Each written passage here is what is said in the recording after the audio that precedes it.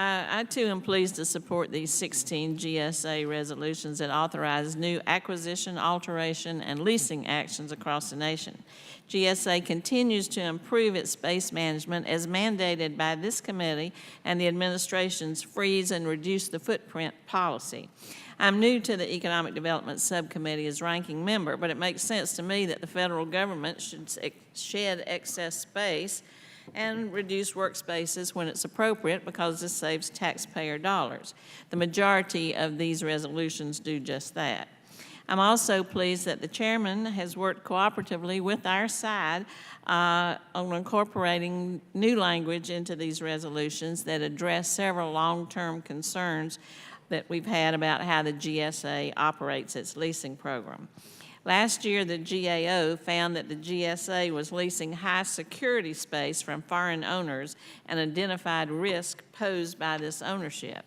Based on its finding, GAO made the recommendation that the GSA determine whether the beneficial owner of a high security leased space is a foreign entity, and if so, share that information with the tenant agency for any needed security mitigation.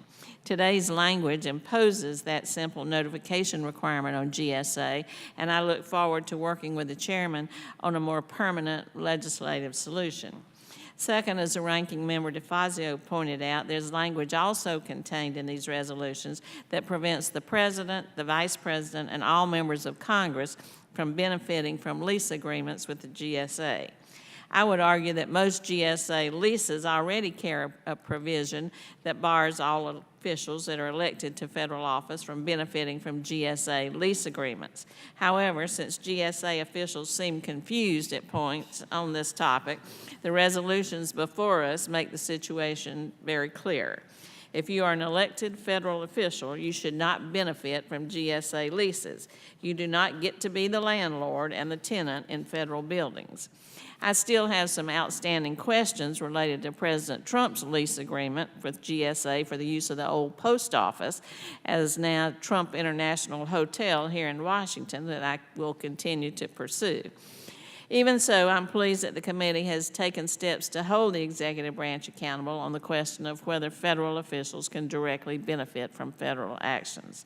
So I look forward to continuing to work with the chairman on this issue and other issues related to the GSA, including solutions on managing the federal real estate more efficiently. So I too would urge my colleagues to approve these resolutions. I yield back.